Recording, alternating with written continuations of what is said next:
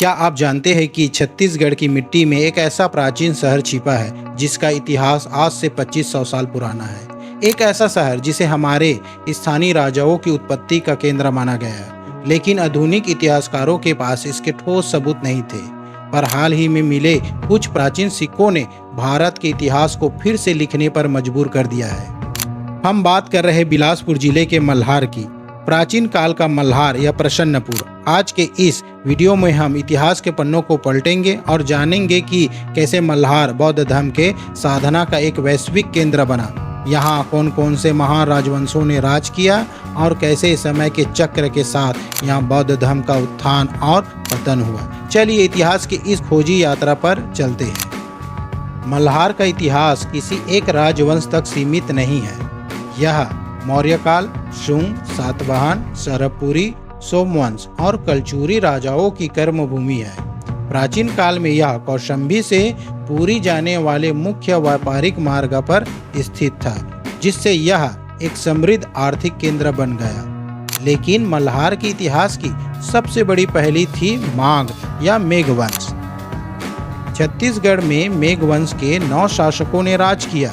महान इतिहासकार अजय मित्र शास्त्री और के.डी. वाजपेयी के बीच इस बात को लेकर हमेशा मतभेद रहा कि माघ वंश की उत्पत्ति छत्तीसगढ़ से हुई या मध्य प्रदेश के बांधवगढ़ से, क्योंकि बांधवगढ़ और रीवा से कांसे के सिक्के मिले, लेकिन मल्हार के साक्ष्य अधूरे थे। इतिहासकारों को संशय था कि इस वंश के संस्थापक महाराजा मग के सिक्के मल्हार में क्यों नहीं मिले, लेकिन हाल ही में मल्हार की कोख में मिले मगसिरी या महाराजा मग के तांबे के सिक्के ने इस रहस्य को सुलझा दिया।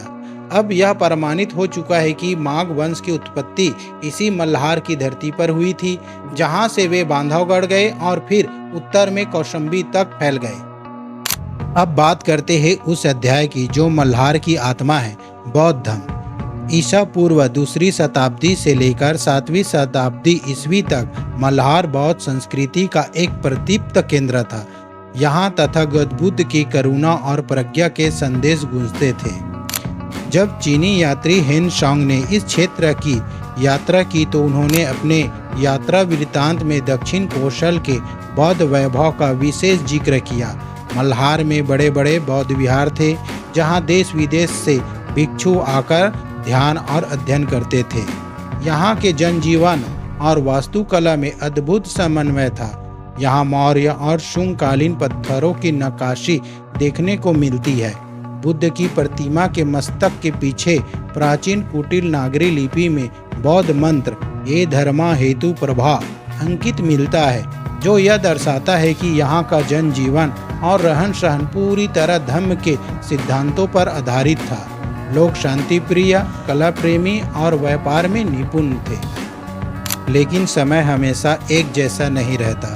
7वीं और 8वीं शताब्दी के बाद दक्षिण कौशल की राजनीति और धार्मिक हवाएं बदलने लगी। सोमवंश और बाद में कलचुरी राजवंश के आगमन के साथ ही इस क्षेत्र में शैव और शाक्त संप्रदाय का प्रभाव तेजी से बढ़ा और यहीं से शुरू हुआ मल्हार में बौद्ध धर्म के पतन और संक्रमण का दौर। राजकीय संरक्षण खत्म होने और धार्मिक बदलाव के कारण प्राचीन बौद्ध स्थलों को धीरे धीरे नए रूप में ढाला जाने लगा। अगर आप आज मल्हार के प्रसिद्ध पातालेश्वर मंदिर में जाएंगे तो वहां आपको इतिहास की यह करवट साफ दिखाई देगी। मंदिर के परिसर में आज भी बुद्ध की खंडित यानी कटी हुई मूर्ति बिखरी हुई है, जो किसी बड़े बदलाव या संघर्ष की गवाही देता है।